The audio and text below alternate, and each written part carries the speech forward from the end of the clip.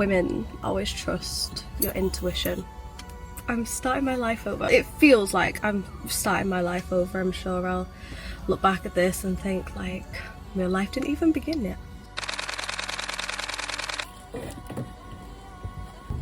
If you clicked on this video, it can only mean like a few things for you. All of them kind of not being nice situations to be in. I'm here to provide you with light at the end of the tunnel. Sorry, Howie's crying because he's going to the vets and I think he knows. Yeah, I'm here to provide light at the end of the tunnel and just show what my life looks like now, 6 months after being cheated on, after just like being with me, not putting any energy into any other boys, like just being with me, focusing on like what I want to do, like figuring out what I want to do, and just enjoying this time being by myself. Obviously there's no right or wrong way to do a breakup, but for me personally, I'm just not someone that can get into a relationship like straight after being in one. I think I need to take a lot of time for like self-reflection, self-growth, focusing on me, and just making sure that I'm okay before like being with anybody else. So I guess the purpose of this video is just to show you what a little day in my life looks like as a little single girl, and just show you like share what I've done to get me to this point where like I'm happy, you know. So with that being said, I have 15 minutes to get to the vets. I'm running behind majorly, but yeah, first stop of the day is the vets. Howie, my dog, has got his last checkup today for his teeth. So he had some teeth taken out a couple of weeks ago now, so this is just his final checkup to make sure he's doing it all good, which he actually is. He's doing very good. I'm very proud of him. If you have pets, like, don't you think they're just the most amazing thing ever? Like, Howie has really carried me through these last 6 months. Like, he's been the one constant that I've had. Like, look at him, that's my baby. It's just like been the one constant that I've had. It's been like really stressful the last few weeks because he's had a few issues that we've had to go to the vets for. But, if you have a pet, honestly, like, lean into them. Like, at the start of my breakup, well, in my relationship, I had like quite a familiar routine of like going to certain coffee shops and like going for coffee dates with this person, and after I found everything out, I felt really upset because I felt like that had been taken like away from me. Those coffee shops now like just remind me of him, which sucks. But instead of, I really like notice this, and what I will say is that I was very aware of all my thoughts, feelings and behaviours the instant after I found out I was being cheated on. And one thing that I really did notice was that like the thought of coffee was like upsetting to me, and I was like, what the fuck? Because I like love coffee, I love going for a coffee, and I love these specific places, but in my head I was just like, I don't even want to go there. Like, it knocks me sick, the thought of going there, because it just reminds me of them. But this is where pets come into play. I love taking Howie into Manchester, and I thought, you know what, this was at the point where like I hadn't really eaten for a few days, and I thought coffee is probably a really bad idea, but I think it's just time to break through whatever part of this cycle that I'm in right now and go and get a coffee. So I took Howie to Manchester with me, and he is my emotional support dog. Like, he's obviously not registered as an emotional support dog or anything like that, but he is. Like, I walked into that coffee shop and I felt so calm because I was with him, and we just sat down in like a seat that I always sit in, and I just got my coffee, and it was bloody lovely. And I was very proud of myself for breaking through that, because instead of like, what's the word that I'm looking for? I find it really hard to find words recently. Instead of like hiding myself away, you know what I mean, instead of hiding myself away, like I'm consciously like broke out of that and made sure that I just did something that I once enjoyed. That's the thing.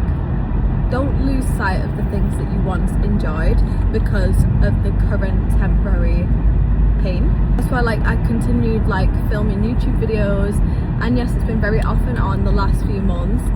In fact, I've actually been filming a lot of videos. I've just been like, what the hell are these? And I've just not uploaded them. I know that I've been doing it, so it doesn't really matter. It's been a very good outlet for me, you know? So yeah, having my baby boy with me has just made this like a dream.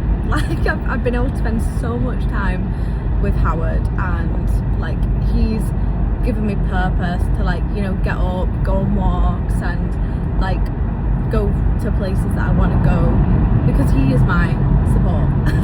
And it's the same with friends. Like, I'm embarrassed to say this, but my friends are so great that like they've always been there for me no matter what. But during my relationship, and I would say in like every relationship I've been in, I say that like I've been in loads, like I've been in like 2, but every relationship that I've been in, I definitely retracted away from my friends during the relationship. I just think I get so happy with this person. I found someone that I really enjoy being around, and it's kind of like a drug, isn't it? Like you kind of like don't want to withdraw from that like person and thing, so you don't. But yeah, I was someone who like didn't see my friends as much as I should have, but they're so understanding, and they're just such great friends, you know, that like that doesn't matter, that doesn't like make them think of me any differently, which I'm so grateful for. So I've been seeing my friends so much more, like very frequently. In those first like 2-3 months, I was seeing my friends like multiple times a week, and just being able to like lean on them, and like them not being bothered about like me talking about things or just bringing it up, you know what I mean? They're not like the type of people that are like, oh, why are you talking about this again? Or do you know what I mean? And they weren't afraid to like bring it up to me either. Something that I'm very surprised at myself is like how vocal I've actually been about my feelings, because younger me, like 10 years ago, 16-year-old me, like I wouldn't have told anybody what happened. I wouldn't have spoken to anybody about how I felt. I wouldn't have like shared the details. Like I just wouldn't. Probably out of like pride and like ashamed of myself for putting myself in that situation. But now I see that other people's actions is not a reflection on me. That's a reflection on them and their character. So I shouldn't be ashamed that I had to be inflicted by their character. Just being with friends and family, talking about it, and like actually not being afraid to talk about it, because I feel like if I didn't talk about it, like I would be in such like a dark place, because if you don't share how you're feeling, it's just going to eat you up inside. And I'm very lucky because I'm not even the one who did like all the horrible things. Like obviously no one is perfect in a relationship, me included. Like I wasn't a perfect person by any means. Like I definitely had my struggles. I definitely like retracted myself and like my emotions, and you know, like at times I probably wasn't the best person to be in a relationship with, but I never like stooped so low to the levels that they did, you know, and like the lies, the manipulation, like the abuse, because like I have come to the conclusion that it is abuse. You know, if someone is sleeping with somebody else and like isn't like covering up, you know what I mean, and then they're sleeping with you and doing the same thing, like that's abuse. Like that person and potentially both people haven't consented to that. When I get in a relationship, I'm consenting between each other, you know, like I'm not consenting between me, you, and whoever else you want to sleep with. The point I was trying to get at is that it must be very hard for the other person to deal with their emotions if they do feel like guilty or regrets, or do you know what I mean, if they feel shame. It must be very hard for them to deal with that, because it must be very embarrassing and very shameful to have to discuss what you did with other people, unless you have like phenomenal friends that aren't just a big yes man who'll be like, no, you had to do this, you had to do that. Like, if you have friends that can tell you that was seriously fucked up, why would you do that? Like, what caused you to do that? If they help you get to the root of your issues rather than just letting you wipe your slate clean, then I think you're a very fortunate person in that situation. But I just think, like, it must be very hard to deal with those feelings as the other person, because pride is a very strong thing, and I think like a lot of people don't know how to swallow their pride, and that's probably why people like struggle.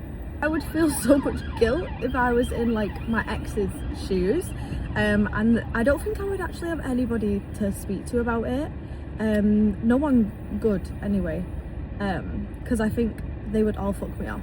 I think all of my friends have such strong like morals and ethics that they would all genuinely like fuck me off as a friend if I told them, like, if I was the person doing what my ex did to me. So I'm very lucky that I get to speak about my emotions and let everything out and air everything out and be able to move on. So what is the summary of that on our drive to the vets? Surround yourself with friends and family and your pets. Make sure you don't hide away, and don't forget about things that you once loved, enjoyed, and made you happy, even if it was with the other person. Like, continue to do those things, and face like triggers like head on, and just talk about things, you know. Don't keep it all pent up inside. I'm basically at the vets now, so I'll let you know how Howard's checkup goes, and we can continue with our day. My day isn't a very exciting one. It's just a boring day off work, doing lots of errands, but that is life, isn't it? Not every day can be an exciting adventure. Everybody say, well done, Howard. He's all signed off from the vets, and he even got a free trial of like a anti-inflammatory tablet because he was nibbling like his legs last night, I noticed. So I just mentioned it briefly to the vet. She said it could be because he's 13 and a half and like he might be getting a bit arthritic, and like sometimes they like try and self-soothe by like chewing their like bones. But he's been like chewing his willy like quite harshly, but also we don't have any teeth at the front, so I don't know what's going on. But yeah, she said he might also just be soothing himself because he did hurt his belly a few weeks ago, so it could just be that as well. So I'll keep an eye on him. If he does carry on doing it, then I'll start giving him these tablets, but I don't want to give it him like just for the sake of giving it him. I think it's time to get a coffee.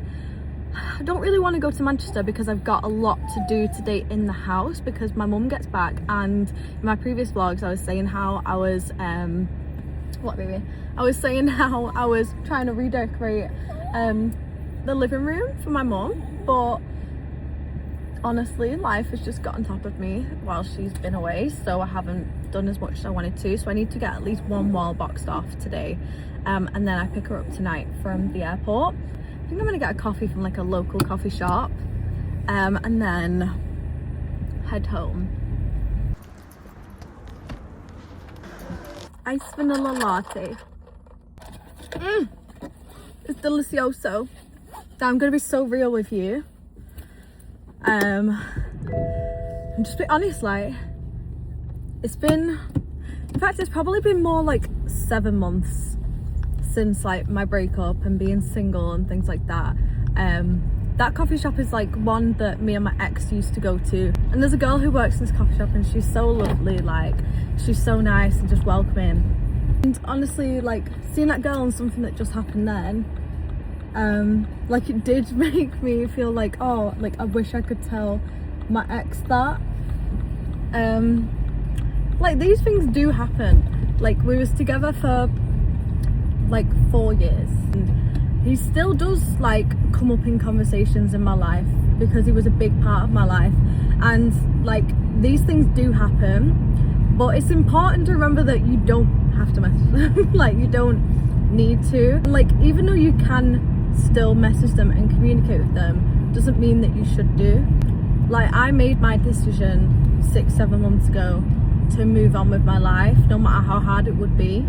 And it is a hard decision to make, but at the same time, it's not, because I'm choosing myself.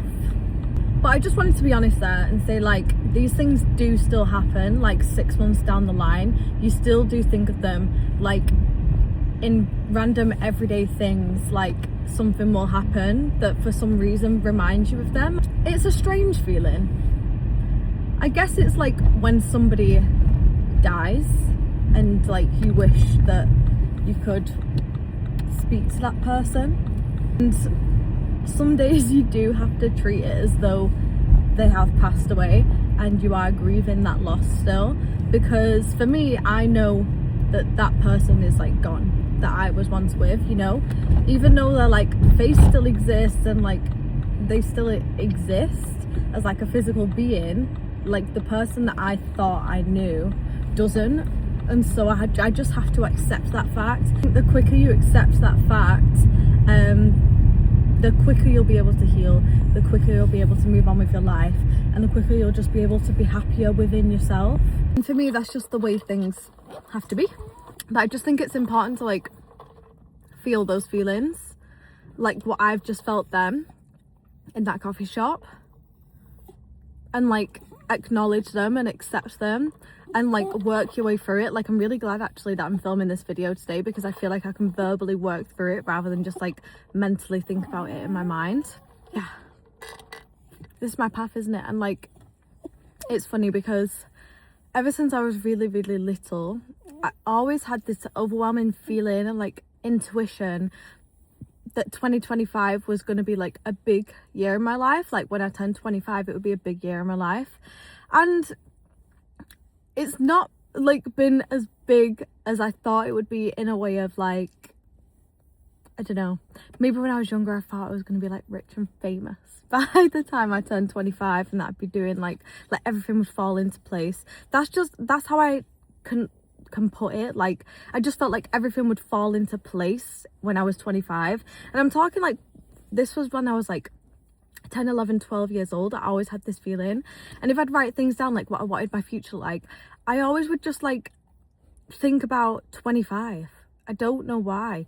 And things have fallen into place in 2025. They really have, just not in the way little me expected or thought. I think this breakup had to happen for me, for things to fall into place, for me to probably, like, realize my own flaws and, like, stop letting people take my kindness for weakness. Other big things did happen, like 2025 I would say is, like, the year that I kind of really dug into like, YouTube. Not as much as I maybe wanted to, but I feel like that's just imposter syndrome, and, like, feeling like I shouldn't be doing this, but I still want to do it. So it's like I have pushed myself out of my comfort zone a lot in 2025 as well. I just think, like, I genuinely always just think everything happens for a reason. I'm very, like, resilient. Something that I've realized is that I'm very resilient. Like, I've been through, like, a lot of things in my life, but I feel like people don't really acknowledge it, and maybe I don't even acknowledge it myself. But people don't acknowledge it because I think I just brush it off so well. Like, I just either, like, badly, like, brush it under the rug and, like, compartmentalize it and just forget it ever happened. But the only way I can describe it is that, like, I feel like I am the calm in the storm. Like, whenever something crazy is going on, I never really get too stressed, I would say. Maybe some people would disagree, but roll with the punches, calm in the storm. Like, I do feel like I am that, and I'm starting to realize it and value it in myself. I just think there's no time to wallow and wish that anything was different, because I just have always known that these things happen and you can't change it.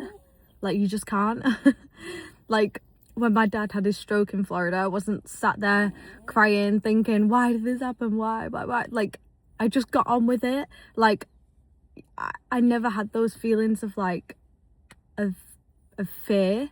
If that, well, maybe I was scared, but I never really like felt it because I was too busy just moving on and what do I need to do now, what do I need to do next, like, does that make sense? The same applies to like when I found out I was being cheated on. Like, in the moment I was feeling all these things, but I instantly just got up and left because I thought, right, well, what do I need to do next? Well, this person needs to be removed from my life. And yeah, and that's what I did. I removed that person from my life, and that person hasn't been in my life for the last 7 months. Like, 7 months is a long time, but so is 4 years. I just think I had a life before them, and it's totally normal for them to come up in like situations that I didn't expect them to come up in like in my thoughts or anything like that. But it's totally normal that they do, because I shared very, very prime years of my life with this person. Oh, he wants to go inside, but let me finish this sentence. Like, I shared very prime years of my life with this person. Like the ages of, we got together when I was 21, so 21, 22, 23, 24 / 25, because I've only just turned 26. So, you know, like 21 to 25, they're very like prominent years in adulthood. Like, you're feeling very like panicked. Like, a lot of people are like starting to build lives with their significant other, which I didn't get to do, but I'm very glad that I didn't get to do now that I'm in this situation. Like, I'm very glad that I didn't buy a house with them. I'm very glad that I didn't have children with them. I'm very glad that I didn't marry them. Like, I'm very lucky that I could literally just remove him from my life, and all that was tying us together was like personal belongings at my house that belonged to him. Like, once they were removed, like, there was no reason for him to be in my life anymore, and he hasn't been in my life anymore. It is still totally normal for them to come up in your thoughts and feelings. I just think when they do, you've got to have enough self-awareness and self-respect to just know that they are just thoughts and feelings. You don't have to act on every thought and feeling, you know. And obviously that's where a lot of people go wrong. I mean, that's where people go wrong in cheating. Like, you have these thoughts and feelings, but thoughts and feelings, but you don't have to act on them. And people can say they have self-control all they want, like, but the ultimate form of self-control would be controlling that lust and like those thoughts and feelings. And it's funny because I thought I was never really like a disciplined person, and I feel like I'm not, in a way of like, I don't, if I wanted to say if I said to myself tonight, like, I'm gonna wake up at 5 a.m. tomorrow, and then my alarm went off at 5 a.m, I'm a stickler for just snoozing it and going back to sleep. Honestly, like, that kind of discipline I'm very lackluster in. But the discipline that I do have is with like my morals and ethics and like my character. I'd be known as like a thoughtful person, as a kind person, as a moral person, as like an ethic person, someone who has like a strong character base. Because I don't care like if I look lazy or if I look undisciplined. Like, at the end of the day, I know right from wrong, and I'll always let like my conscience be my guide. And like, as long as I have a good heart, like, I feel like that is priceless. Like, it doesn't matter what like material things you have, or like, you know, you could have no money to your name, you could have like debt, you could have this, you could have that. Like, on paper you could feel like you're behind in life and like not where you want to be or where people think you should be. But if you have a strong character base, like, doesn't matter, because like, you can't buy that. Like, you cannot buy morals and ethics. You cannot buy being a good person. I feel like I'm bigging myself up too much, but just like, I am a compassionate person. And of course everyone always does stuff where it's like, it's sometimes it's not the right thing to do, but like, having the like morality to be able to recognize that, and when you continue not do it like again, or make sure that you like change how you're thinking, feeling and doing, then like that's all that matters. So I think my point being is to just keep your character strong, like, and how you want to be perceived, how you want to perceive yourself, like be strong in that. You can lie about being like a good person, like you can say, oh, I do this, I give to charity, I do this, I do that, but like being a good person isn't about saying you're being a good person, it's just about being one, you know. You can sit there and say, I would never cheat on my partner, but then you cheat on your partner. Well, your morals and ethics and character are just absolutely crumbling, aren't they? Because you don't know who you are. Like, you're saying you're one thing, but you're doing another. And it's the whole actions speak louder than words situation. So I just think about what kind of characteristics you want. Like, when I first went through, when I was like in the first like month or two of my like breakup, my self-respect was so strong. Because I feel like when someone disrespects you like that, like, they don't deserve to be in your life anymore. And the last thing that you deserve as a person is to disrespect yourself. Like, if you're letting someone else disrespect you and you're disrespecting yourself, I just feel like, what is going on? What is going on? Like, that can't happen. And you can't expect the thing that broke you to be the thing that fixes you. For me, I just completely thought, like, no way am I disrespecting myself any more than this person has disrespected me. Keep your self-respect so high, keep your standards high, and just keep working on yourself. And listen, have I achieved all my hopes and dreams in the last 7 months? No, if anything, I've only just scratched the surface of what I want to be doing. And it does take time because you're dealing with so many things, but just know it's like, it's normal, like, for life to still be normal, for life to still be as it was before and after. I feel like I wanted my life to look so different, but I'm also kind of glad that my life basically is the same. It's just missing a person, because it shows to me that I didn't need that person to survive. Like, and I never felt that way anyway. Maybe in like the first 2 years that person was like my be all end all, but in like the latter 2 years I definitely found solitude like in myself, and I definitely found comfort in being by myself. Like, I loved having my alone time, having solo dates, having little self-care dates with myself. I just really thrived off that, and I think that was great, because now I just love my own company and I'm not relying on anybody else to fill that void. Like, I'm not searching for any external validation. I'm not searching for like I'm not searching for like assurance from another person. And my mum made a really good point the other day. She said to me, she was like, you're not a very confident person, but you're a very self-assured person. And I thought, that is so true. Like, so true. I'm not the most confident person. Like, if I was, I already know that I would have like 100,000 subscribers on YouTube, or I would already be like self-employed doing what I want to do, but I'm not a very confident person. So it's taken me a lot longer to push myself out of my comfort zone to actually do what I want to do, because I'm just so, like, whether it's imposter syndrome or just lack of confidence in general, like I'm very like not confident. But self-assured wise, I'm so self-assured. Like, I might not be confident in what I'm doing, but I'm very self-assured that, like, okay, well, this is what you want to do, and like, you should do that, and you can do this. And I do push myself, and I am very self-assured in a way of like, I don't need that external validation from somebody, which somebody might gather if they're a very confident person, you know. Like, I seek my validation from within. If I'm doing something that I'm happy with, then that makes me feel confident.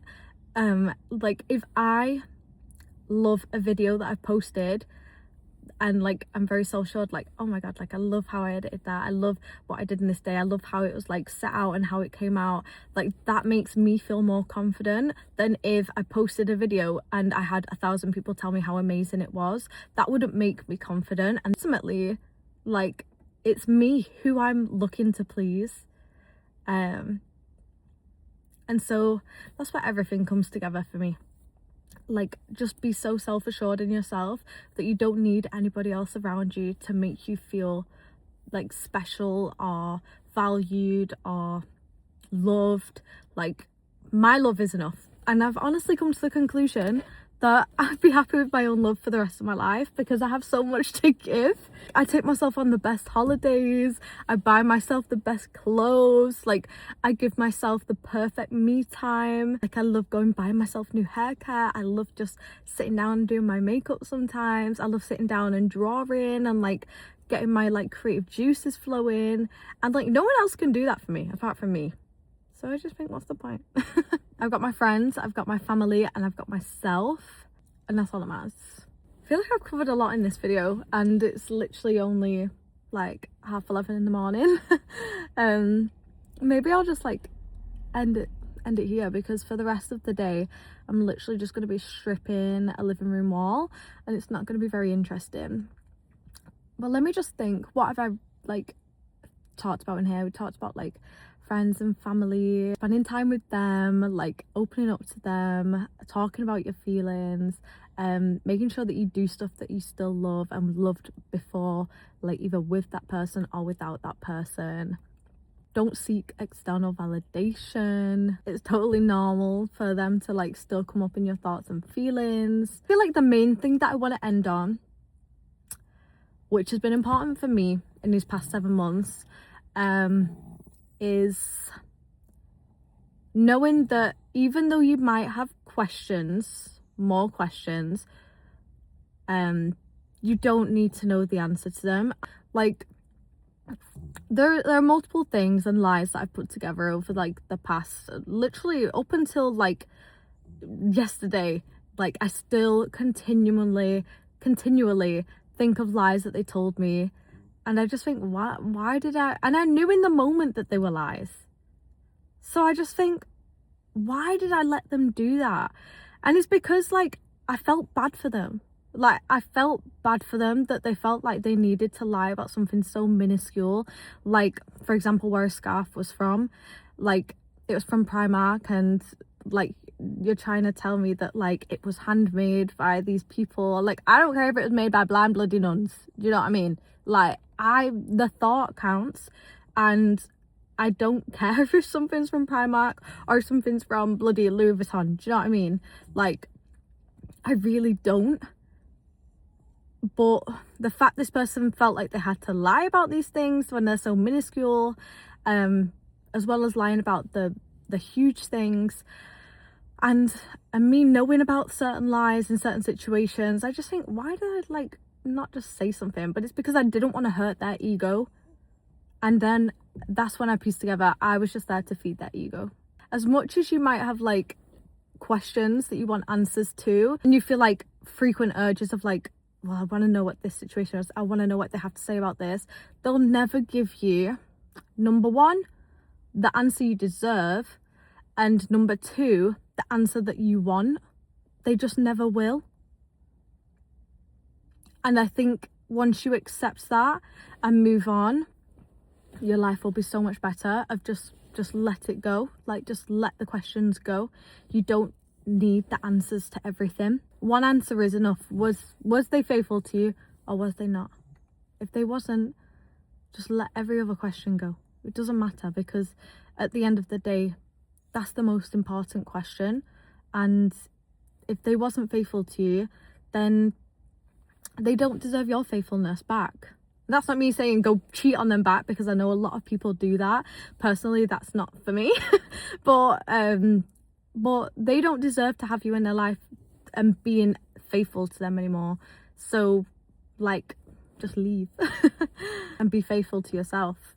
Yeah, I feel like that's how I want to end this video. I mean, if anyone has any other questions about things, I don't really want to like make loads of videos on this because I don't want my whole personality to become like I got cheated on this, that, and this, and that. But I just think it's a topic that a lot of people can relate to, a lot of people go through in silence, and I just think it could bring a few people together, and hopefully it could make some people feel like seen, heard, and loved. And that's all I want. So yeah, I mean, if you do have any questions, like if I have a worthy enough answer to it, then of course I'll like give my input and my viewpoint. But my viewpoint is very bye and I know a lot of people's is like they do try and make things work. For me, I just wasn't willing to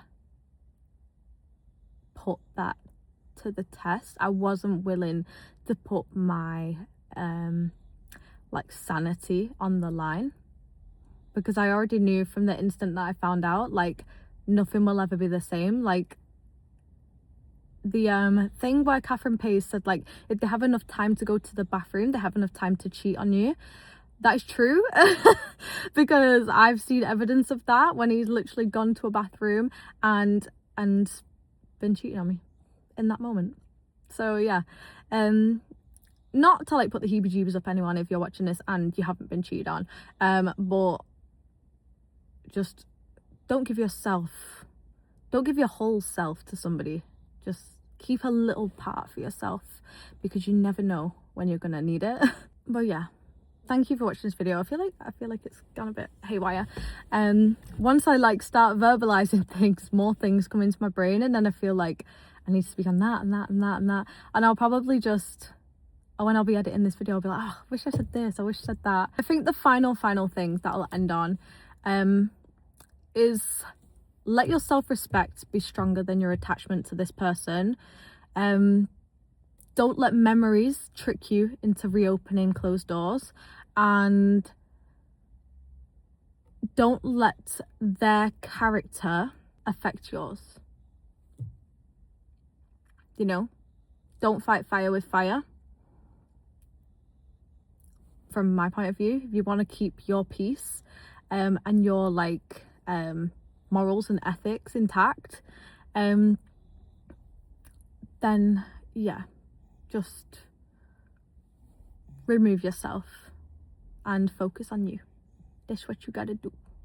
So that is the end of this video. Life 6 months after being cheated on. I hope you enjoyed it, and I hope that if you're going through the same thing, that you're doing good too, and you're focusing on you, and you're finding things to feed your soul. Yeah, thank you for watching this video. Me and Howie are going to go back inside now. I'm going to get back to decorating, and this boy's probably going to have a nap. Look at his little face. Oh my god. And with that being said, goodbye.